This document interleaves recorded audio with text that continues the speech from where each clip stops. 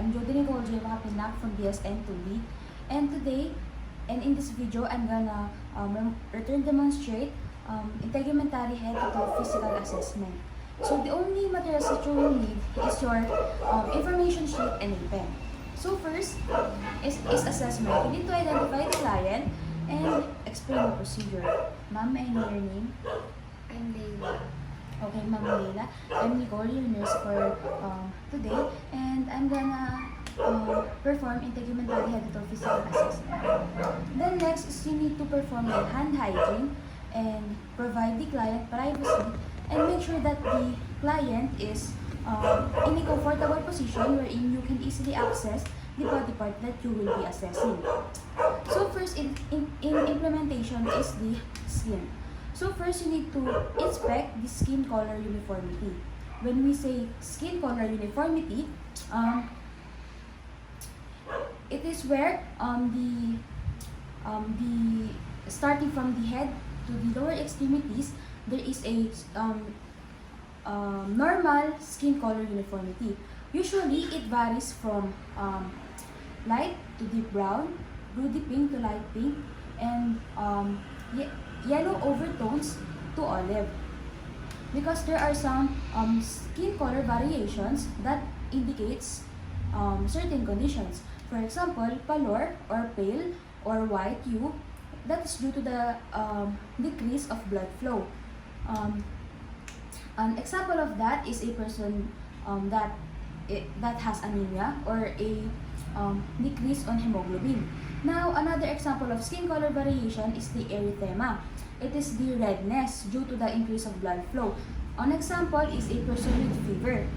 And also, another skin color variation is cyanosis, which is a purple or bluish hue due to the decrease of perfusion in tissues. An example is due to hypoxemia or heart failure or shock. Then another skin color variation is the jaundice or the increase in the bilirubin in the blood. So usually these are the patients with liver problems such as hepatitis. Under also in the skin color uniformity is the pigmentation of the skin. The normal is that a person should have a general skin pigmentation, or there is only areas with skin color pigmentation. Usually those are the areas of the palm, the lips, and the nail bed. And this skin pigmentation is usually observed to clients with a darker complexion, because in some cases there are hyperpigmentation or hypopigmentation. Then also under in the skin color uniformity, the normal is there is the absence of bruising or bleeding. Then next is we need to check for skin lesions. Skin lesions is a part wherein there is it is different than the other parts of the skin. So there are two kinds of skin lesions: the primary skin lesions and the secondary skin lesions. The primary skin lesions it varies from color to texture that may be present already at birth, or it may be acquired by the patient as his life goes. For example, he acquired from an infectious disease or an allergic reaction. Then the next skin lesion is secondary skin lesions, wherein it is a changes of the skin. It can be a from a primary skin lesions. It can be from a natural progress, or it can be from the manipulation of the person. So the normal skin lesions, are example is the freckles, the birthmark, or nevi or moles. Then next that you will need to observe is the next thing you need to do in the skin is palpate the moisture and temperature of the skin. So we need to palpate the moisture, because the moisture normally varies depending on the temperature of the environment and its humidity, and also it depends on the body temperature and activity of a person. Now, its moisture also gives us sign that if a person is, for example, excessive moisture can give us a sign that the person is has a hyperthermia, or example, excessive dryness shows that the person is dehydrated. Then next, so how do we palpate the moisture? So we're gonna use our fingertips and palpate the skin. Then the next is the temperature. So the temperature should always be uniform with the normal range of body temperature. So that means, for example, if the skin of the patient is too hot, that might indicate that the person is in a hyperthermia. Now, if it is too cold, we may generalize that the patient is in hypothermia. Then next, what we need to palpate in the skin is the turgor. So to palpate the turgor, you will need to pinch, then lift a part of the client's skin. Then when the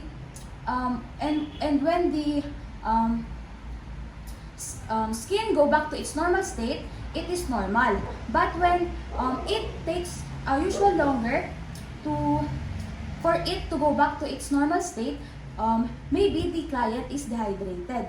And also, we need to take note for edema. So to know if there is an edema, we need to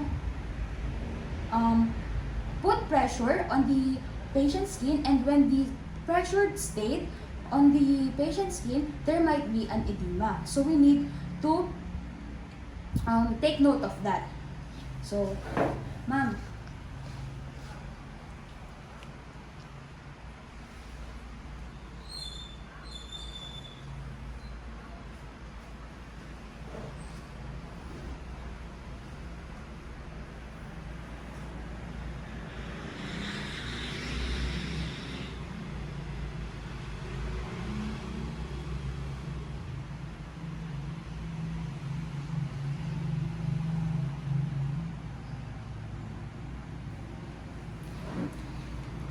So as I assess the patient, her color is her skin color uniformity is still varies from the normal range, such as light brown, and also there's no sign of skin color variations, such as the pallor, the erythema, cyanosis, or the jaundice.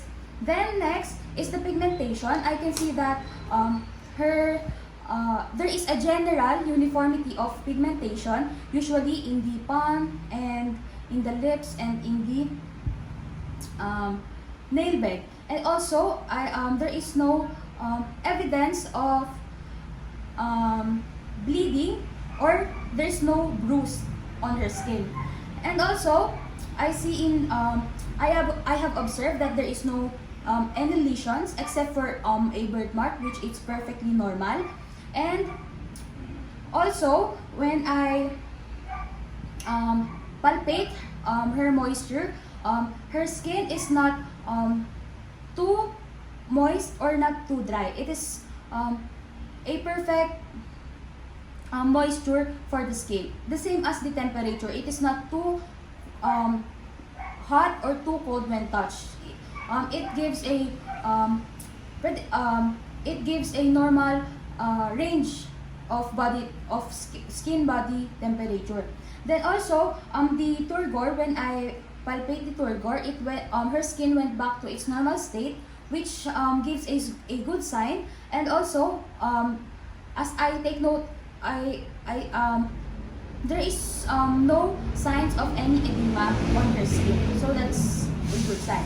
Now next is the hair. So in the hair, the first thing we need to inspect is the evenness of growth in the scalp.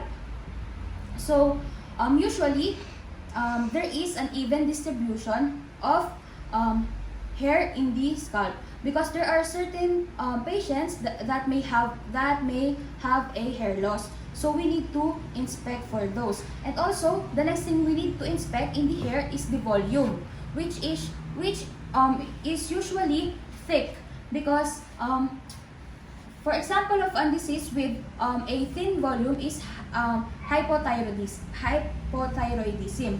Now, the next thing that we need to inspect in the hair is the texture. So the texture usually is, the normal texture is silky and resilient hair. So brittle hair also is the result of hypothyroidism, and which is not normal. And also too excessive oiliness or dryness on the hair is also not normal. And also take note of any infection or infestation on the hair. The normal is there should not be any infection or infestation. When we say infection or infestations, those are the lice, the nicks, the ringworms, or conditions such as folliculitis or multiple pustules, which is not normal in a person. So the next thing that we need to observe is the amount of inspect the amount of body hair. So of course, the normal thing is we have a variable of amount of hair, but there are some cases that there is an excessive amount of hair, especially for women and children, and that condition is called hirsutism. So we need to take note of those kind of things.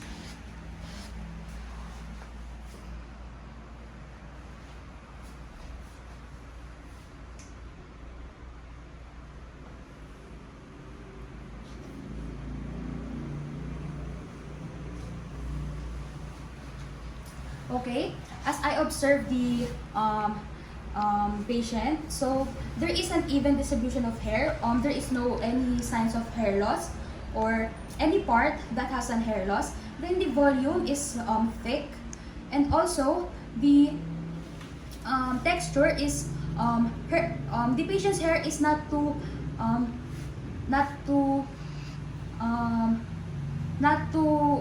oily or not too dry.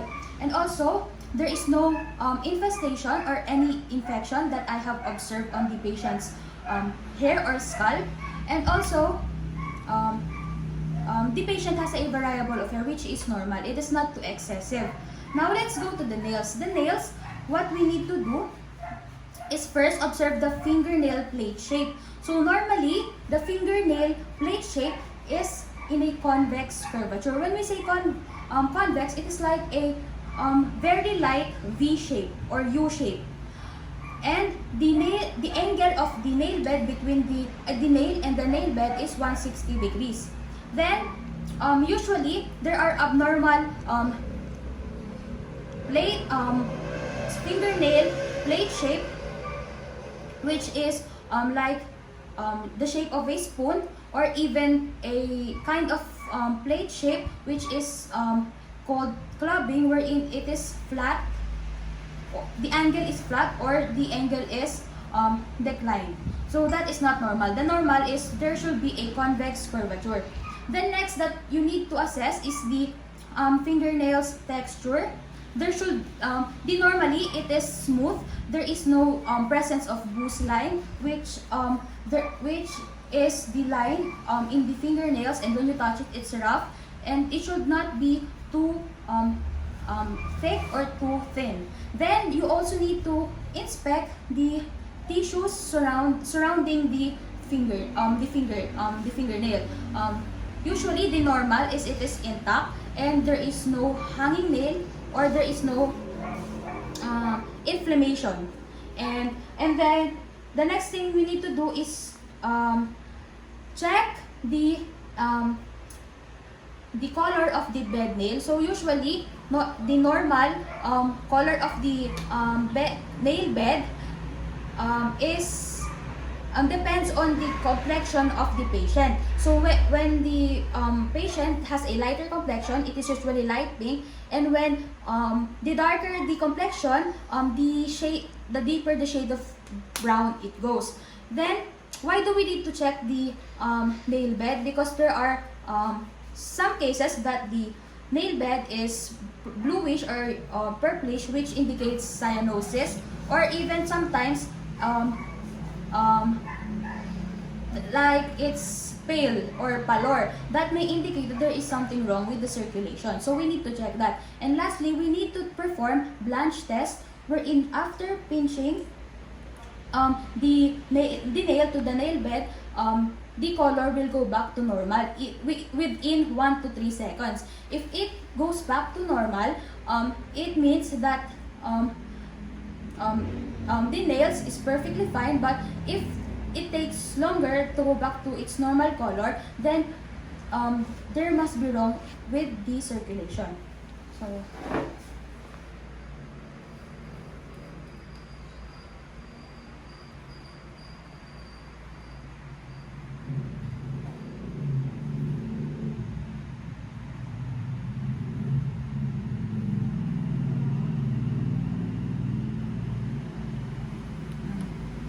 perfect po. Flip.